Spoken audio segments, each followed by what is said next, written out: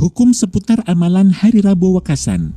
Assalamualaikum warahmatullahi wabarakatuh. Sahabat muslim hafidhakumullah, bulan Safar merupakan bulan kedua pada sistem penanggalan Hijriyah. Sebagian umat muslim ada yang mempunyai amalan tertentu saat bertepatan pada hari Rabu terakhir di bulan Safar tersebut. Hari Rabu terakhir ini oleh masyarakat Jawa banyak yang menyebutnya sebagai Hari Rabu Wekasan. Menurut sebagian ulama, dalam setiap tahun pada hari Rabu terakhir bulan Safar, Allah Subhanahu wa Ta'ala menurunkan 320.000 macam bala. Oleh karena itu, sebagian umat Islam di Indonesia mempunyai amalan yang menjadi tradisi pada hari tersebut. Masyarakat mengamalkan amalan tersebut dengan berharap Allah Subhanahu wa Ta'ala untuk menyelamatkan berbagai macam malapetaka yang akan terjadi pada hari tersebut dan hari-hari setelahnya. Ritual-ritual tersebut diantaranya adalah berdoa dengan doa tertentu, bersedekah, menjalankan sholat sunnah, memberikan makan, hingga minum air doa. Sahabat muslim, ada dua hal yang perlu kita kaji dalam masalah Rabu Wekasan ini, yaitu 1. Meyakini turunnya bala pada hari Rabu Wekasan. 2. Pandangan fikih terhadap ritual-ritual yang banyak dilakukan pada hari tersebut. Kita akan mengkaji dua hal tersebut dari sudut pandang akidah Ahlus Sunnah wal Jamaah dan fikih Madzhab Syafi'i yang banyak berkembang di bumi Nusantara. 1. Meyakini turunnya bala pada hari Rabu Wekasan.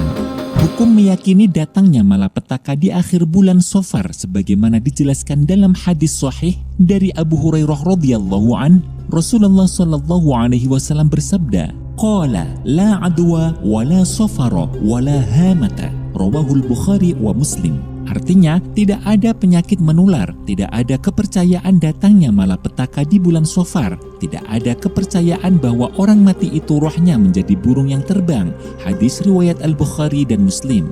Menurut Al-Hafidh Ibnu Rajab Al-Hambali, hadis ini merupakan respon Nabi Shallallahu Alaihi Wasallam terhadap tradisi yang berkembang di masa jahiliyah. Ibnu Rajab menulis, maksud hadis di atas, orang-orang jahiliyah meyakini datangnya sial pada bulan Safar, maka Nabi Shallallahu Alaihi Wasallam membatalkan hal tersebut. Pendapat ini disampaikan oleh Abu Dawud dari Muhammad bin Rashid Al-Makhuli dari orang yang mendengarnya. Sebagian orang yang meyakini datangnya sial pada bulan Safar dan terkadang melarang bepergian pada bulan tersebut, tentu pandangan ini kurang tepat. Hadis ini secara implisit juga menegaskan bahwa bulan Safar sama seperti bulan-bulan lainnya. Bulan tidak memiliki kehendak sendiri, ia berjalan sesuai dengan kehendak Allah Subhanahu wa Ta'ala. Muktamar NU ketiga juga pernah menjawab hukum berkeyakinan terhadap hari nahas. Misalnya hari ketiga atau hari keempat pada tiap-tiap bulan. Peserta muktamar mengutip pendapat Ibnu Hajjah Al-Haytami dalam Al-Fatwa Al-Hadisiyah. Barang siapa bertanya tentang hari sial dan sebagainya untuk diikuti, bukan untuk ditinggalkan dan memilih apa yang harus dikerjakan serta mengetahui keburukannya, semua itu merupakan perilaku orang Yahudi dan bukan petunjuk orang Islam yang bertawakal kepada Sang Maha Pencipta. Apa yang dikutip tentang hari-hari nahas dari sahabat Ali karamallahu wajhah adalah batil dan dusta serta tidak ada dasarnya sama sekali. Maka berhati-hatilah dari semua itu. 2. Pandangan fikih terhadap berbagai ritual yang banyak dilakukan pada hari Rabu Wekasan. 1. Sholat sunnah Rabu Wekasan. Hukum sholat sunnah Rabu Wekasan ini perlu dilihat niat pengamalnya. Apabila niatnya adalah sholat Rabu Wekasan secara khusus, maka hukumnya tidak diperbolehkan karena sholat merupakan salah satu amal ibadah yang bersifat tauqifi, yaitu sebuah ibadah yang sudah ditentukan dan diajarkan oleh Rasulullah Shallallahu Alaihi Wasallam baik berkaitan dengan tata cara maupun waktunya. Sedangkan Rasulullah Shallallahu Alaihi Wasallam sendiri tidak pernah mengajarkan dan mengamalkan sholat tersebut. Tapi jika niatnya adalah sholat sunnah mutlak atau sholat hajat, maka hukumnya diperbolehkan. Apabila sholatnya diniatkan sebagai sholat sunnah mutlak, hukumnya diperbolehkan karena sholat sunnah mutlak tidak dibatasi waktu, sebab, dan jumlah rakaatnya. Sedangkan sholat hajat adalah sholat yang dilaksanakan saat kita memiliki keinginan hajat tertentu, termasuk hajat untuk menolak hal-hal yang dikhawatirkan. 2. Berdoa dengan doa-doa khusus. Agama Islam mengajarkan kita untuk memperbanyak doa kepada Allah Subhanahu wa Ta'ala, karena hal itu merupakan bukti kelemahan kita sekaligus sebagai ikrar kita kepada Allah Subhanahu wa Ta'ala sebagai zat yang maha kaya.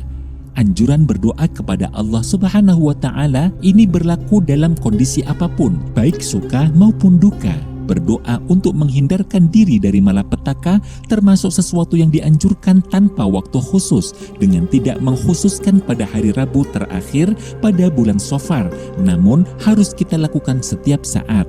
3. Meminum air doa. Meminum air yang sudah didoakan bukan hanya ritual yang dilakukan pada hari Rabu Wakasan. Kegiatan ini juga biasa dilakukan oleh sebagian umat Islam di waktu-waktu yang lain, khususnya sebagai media pengobatan alternatif.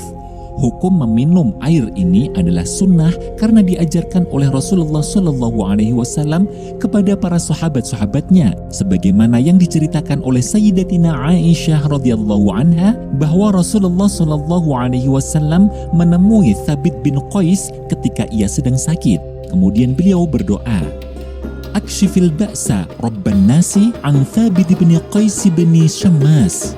Artinya, ya Allah, hilangkanlah penyakit dari Thabit bin Qais bin Syammas, wahai Rabb seluruh manusia.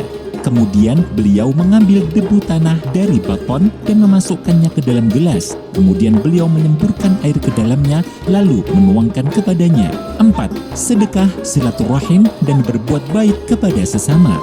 Sedekah silaturahim, membaca doa dan berbuat baik kepada sesama pada hari Rabu Wakasan hukumnya adalah sunnah, sebagaimana hari-hari yang lain tanpa ada pengkhususan tertentu.